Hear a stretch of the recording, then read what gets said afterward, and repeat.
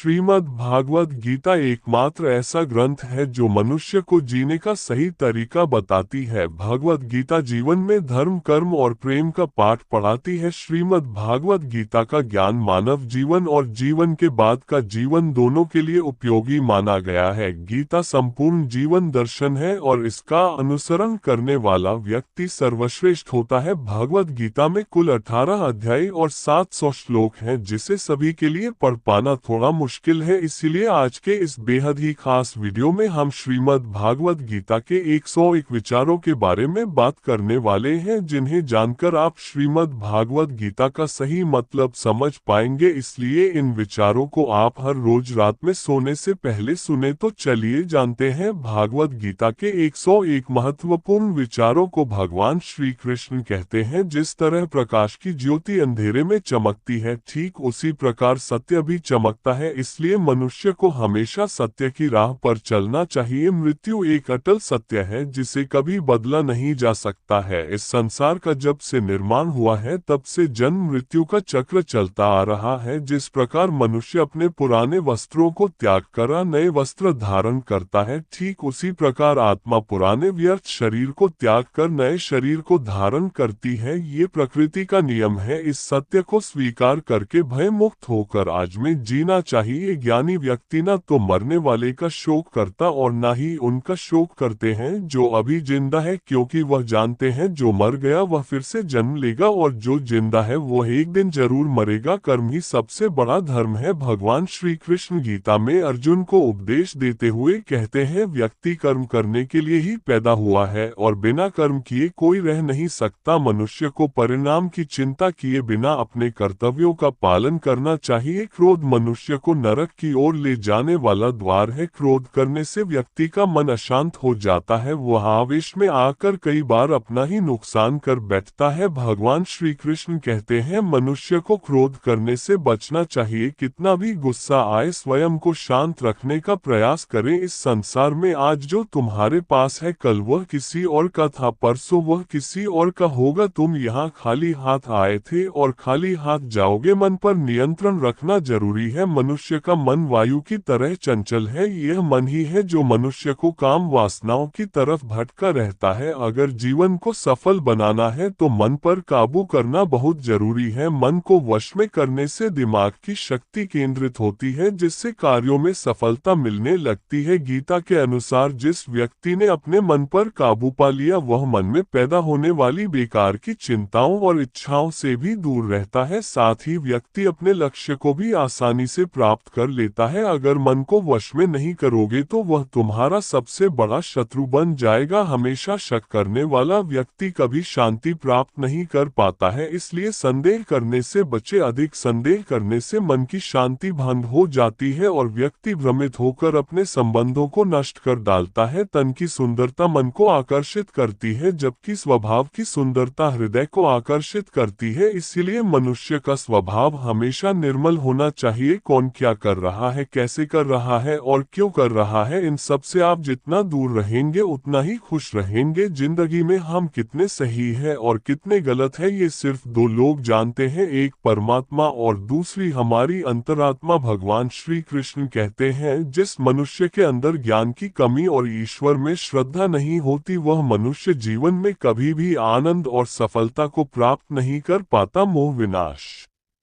कारण उसका मोह ही है। वह जितना अधिक मोह करेगा उतना ही अधिक कष्ट भी भोगे। पछतावा अतीत नहीं बदल सकता और चिंता भविष्य नहीं संवार सकती। इसलिए वर्तमान का आनंद लेना ही जीवन का सच्चा सुख है। श्री कृष्ण कहते हैं, जो तुम्हारा साथ देता है तुम उसका साथ दो और जो तुम्हें धोखा देता है तुम उसे त्याग दो। जिस जगह आपका सम्मान नहीं हो वहां पर कभी जाना नहीं चाहिए, वरना लोग आपको कमजोर और बेवकूफ समझेंगे। जहां बारिश न हो वहां फसल खराब हो जाती है और जहां संस्कार न हो वहां नस्ल खराब हो जाती है। जो लोग ये कहते हैं मेरे पास वक्त नहीं है, असल में उनके खास रिश्तों की गिनती में आपका नाम ही नहीं है। बात इतनी मधुर रखो कि कभी वापस भी लेनी पड़े तो आपको कड़वी ना लगे। खुद में थोड़ा स्वाभिमान होना जरूरी है, वरना लोग आपको वहां भी दबाने की कोशिश करेंगे जहां आपका अधिकार है। जब तक तुम अपने आप से नहीं हार जाओ तब तक दुनिया की कोई ताकत तुम्हें हरा नहीं सकती है। कमजोर तुम नहीं, तुम्हारा वक्त है और वक्त सबका बदलता है। तुम अपना कर्म करते जाओ। जिसने कभी संकट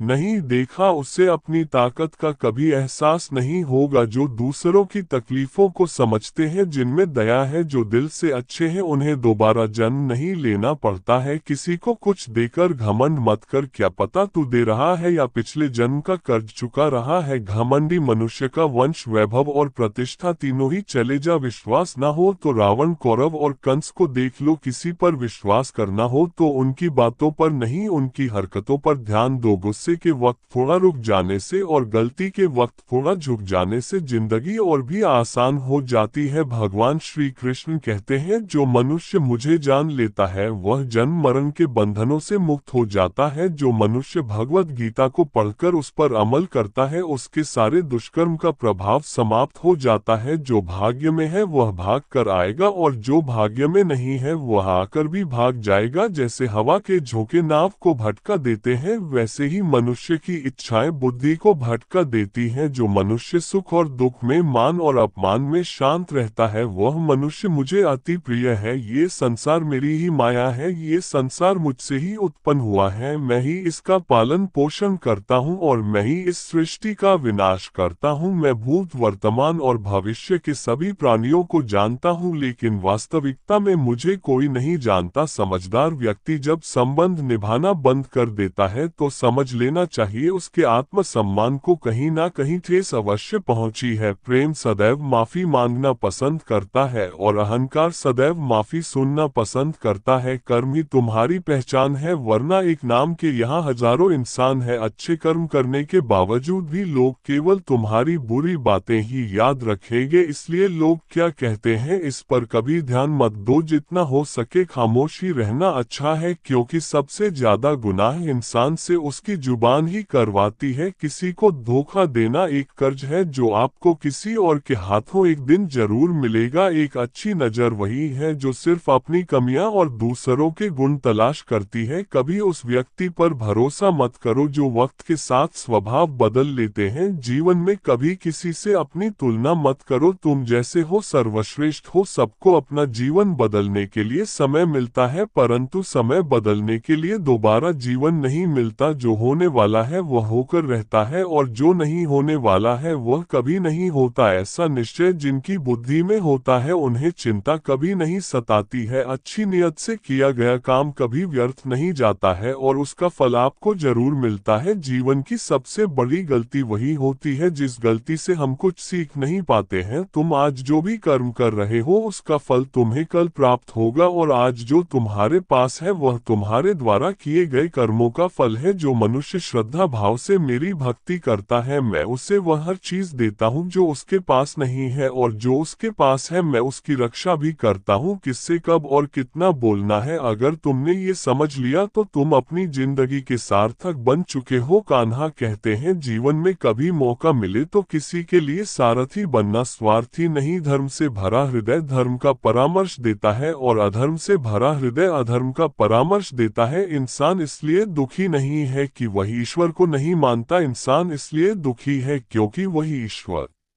की नहीं मानता। समय आने पर सबको मिलता है, समय से पहले की चाही दुख का कारण बनती है। वे मूर्ख हैं जो प्रेम को बकवास कहते हैं। प्रेम इस संसार की मूल है, इसी से संसार बना है। रिश्तों में नियमित दूरियां रिश्तों को जोड़ती है और अनियमित दूरियां रिश्तों को तोड़ती है। मनुष्य अपने विश्वास से निर्मित होता है, जैसा वह विश्वास करता है वैसा वह बन जाता है। इस संसार में भाग्य से अधिक और समय से पहले ना किसी को मिला है और ना ही कभी मिलेगा। जीवन में वाणी को संयम में रखना अनिवार्य है, क्योंकि वाणी से दिए हुए घाव कभी भरे नहीं जा सकते। कृष्ण कहते हैं, शिष्य अपनी प्यास बुझाते हैं, फिर अचानक मास्टर जी उस व्यक्ति से कहते हैं, आपका खेत तो बहुत बड़ा है परंतु उसमें कोई फसल नहीं है। इसके बाद ये लोग अपने कामकाज के बारे में बताते हैं। मास्टर जी इस बात को सुनकर सोचते हैं और कहते हैं, आज की रात हम यहीं रुक जाते हैं। फिर मास्टर जी उस व्यक्ति से रुकने की अनुमति मांगते हैं और वह व्यक्ति मान भी जाता है और मास्टर जी और उनका शिष्य वहीं ठहर जाते हैं। आधी रात बीत चुकी थी, तभी अचानक मास्टर जी नींद से जाग उठते हैं और अपने शिष्य के कान के पास जाकर एकदम से धीरे से आवाज में कहते, अब हमें यहाँ से चलना चाहिए और इसी ओर चलना चाहिए और उसकी बैल को भी साथ में लेकर जाना है और जंगल में किसी दूसरे व्यक्ति के यहाँ छोड़ देना है। मास्टर जी के इस प्रकार की बातों के कारण शिष्य थोड़ी देर के लिए अचंभित हो गया, क्योंकि यही तो वह मास्टर जी है जो इतना ज्ञान दिया करते थे, परंतु आज पहली बार किसी के साथ गलत करने की सलाह देते हैं। ऐसा कैसे हो सकता है? लेकिन शिष्य मास्टर जी की बातों का अवहेलना तो नहीं कर सकता था। आखिरकार वे मास्टर जी और शिष्य फिर से कीजिए जो आपके पास है, ना उससे खोने का तो भय बिल्कुल मत कीजिए, क्योंकि आपके पास पाने को तो बहुत कम है, लेकिन सफलता के बाद पूरी दुनिया आपकी है। इस कहानी से हमें भगवत गीता के 5 सबक सीखने को मिलते हैं। पहला, कर्म करो और फल की चिंता मत करो। भगवान श्री कृष्ण ने अर्जुन से कर्म करने की महत्वपूर्ण बात की थी, बिना फल की चिंता के। इस कहानी में प्रमुख पात्र ने अपने कर्मों को पूरी श्रद्धा और मेहनत से किया और फल की चिंता किए बिना ही उसने अपने लक्ष्य को प्राप्त किया। दूसरा, मेहनत और संकल्प से मिलती है सफलता। इस कहानी से हमें ये भी सीखने को मिलता है कि मेहनत, संकल्प और संघर्ष से हम अपने लक्ष्य को प्राप्त कर सकते हैं। तीसरा, आत्मसमर्पण। जैसे अर्जुन ने अपने गुरु श्री कृष्ण के साथ पूरी श्रद्धा और आत्मसमर्पण से काम किया, वैसे ही अपने कर्म को आत्मसमर्पण के साथ करना चाहिए। चौथा, कर्म और भाग्य। श्रीमद् भगवद गीता में कहा गया है कि हमें कर्म करना चाहिए परंतु फल की चिंता नहीं करनी चाहिए। इस कहानी से हमें ये सीखने को मिलता है कि कर्म हमारे भाग्य को निर्धारित नहीं करते, लेकिन हमारे कर्म हमारे भाग्य को सुधार सकते हैं। पांचवा, आत्मसंवाद। इस कहानी में प्रमुख पात्र ने खुद से संवाद किया, खुद से बातचीत की और अपने कार्यों प्रति अच्छे भाव से काम किया। भगवद गीता में भी आत्मसंवाद का महत्व बताया गया है, जिससे हम अपने मार्ग को स्पष्ट रूप से समझ सकते हैं। इस कहानी के माध्यम से हम ये सीख सकते हैं कि भगवद गीता के सिद्धांतों को हमारे जीवन में कैसे अपनाया जा सकता है और कैसे हम अपने लक्ष्यों को प्राप्त कर सकते हैं। ये हमें ये भी सिखाता है कि कर्म, संकल्प और आत्मसम से हम किसी भी मुश्किल को पार कर सकते हैं और अपने जीवन को सफलता की ओर अग्रसर कर सकते हैं और अपनी जिंदगी से गरीबी और दरिद्रता को कोसों दूर रख सकते हैं। इस दुनिया में कोई किसी का हमदर्द नहीं होता। लाश को शमशान में रखकर अपने ही पूछते हैं, अभी और कितना वक्त लगेगा? दुख आना भी जरूरी है, तभी इनसे जिंदगी पूरी होती है। खाली खुशी इंसान को मजबूत नहीं बनाती और ना ही जिंदगी के दोनों पहलुओं से रूबरू कराती है। भगवान श्री कृष्ण कहते हैं, मन की शांति से बढ़कर इस संसार में कोई भी संपत्ति नहीं है। जिस व्यक्ति ने अपने मन को शांत रखना सीख लिया है, उससे ज्यादा धनवान इस संसार में कोई नहीं है। समय मनुष्य के बनाए मार्ग पर नहीं चलता, मनुष्य को समय के दिखाए मार्ग पर चलना होता है। इसी को नियति कहते हैं। जीवन कठिन तब लगता है जब हम स्वयं में बदलाव करने के बजाय परिस्थितियों को बदलने का प्रयास करते हैं। दुनिया में केवल माता और पिता ही ऐसे इंसान हैं जो चाहते हैं कि हमारे बच्चे हमसे भी ज्यादा कामयाब। वक्त, दोस्त और रिश्ते, यह वो चीजें हैं जो हमें मुफ्त मिलती हैं, मगर इनके बेशकीमती होने का एहसास तब होता है जब ये कहीं खो जाती है। जिंदगी में कुछ दर्द ऐसे होते हैं जो हमें जीने नहीं देते और कुछ फर्ज ऐसे होते हैं जो मरने नहीं देते। आप चाहे कितने भी अच्छे कर्म कर लो, लेकिन आपकी तारीफ सिर्फ शमशान में ही होगी। अगर आप किसी को एक बार माफ करते हो तो आप समझदार हो, अगर आप उस व्यक्ति को दूसरी बार भी माफ करते हो तो आप बहुत ही नर्म दिल हो, लेकिन आप उस व्यक्ति को तीसरी बार भी माफ करते हो तो आप दुनिया के सबसे बड़े बेवकूफ हो। जीवन की सबसे महंगी चीज है आपका वर्तमान, जो एक बार चला जाए तो फिर पूरी दुनिया की संपत्ति देकर भी उसे हम खरीद नहीं सकते। संसार के सहयोग में जो सुख प्रतीत होता है उसमें दुख भी मिला रहता है, परंतु संसार के वियोग से सुख दुख से अखंड आनंद प्राप्त होता है। ईश्वर से कुछ मांगने पर ना मिले तो उससे नाराज न होना, क्योंकि ईश्वर वह नहीं देता जो आपको अच्छा लगता है, बल्कि वह वही चीज देता है जो आपके लिए अच्छा होता है। जिंदगी में एक ऐसे इंसान का होना बहुत जरूरी है जिसको जिसको दिल का हाल बताने के लिए लफ्जों की जरूरत नहीं पड़ती, उससे ही परमात्मा कहते हैं। कान्हा कहते हैं, जो व्यक्ति मृत्यु के समय मुझे स्मरण करते हुए अपना शरीर त्याग है, वह मेरे परम धाम को प्राप्त होता है। वक्त हालात देखकर बदलता है और अपने मौका देखकर जब लोग आपकी बुराई करें तो आप परेशान मत हो, क्योंकि वह लोग आपको महत्व देने का कोई और तरीका नहीं जानते। जानने की शक्ति झूठ को सच से पृथक करने वाली जो विवेक बुद्धि है, उसी का नाम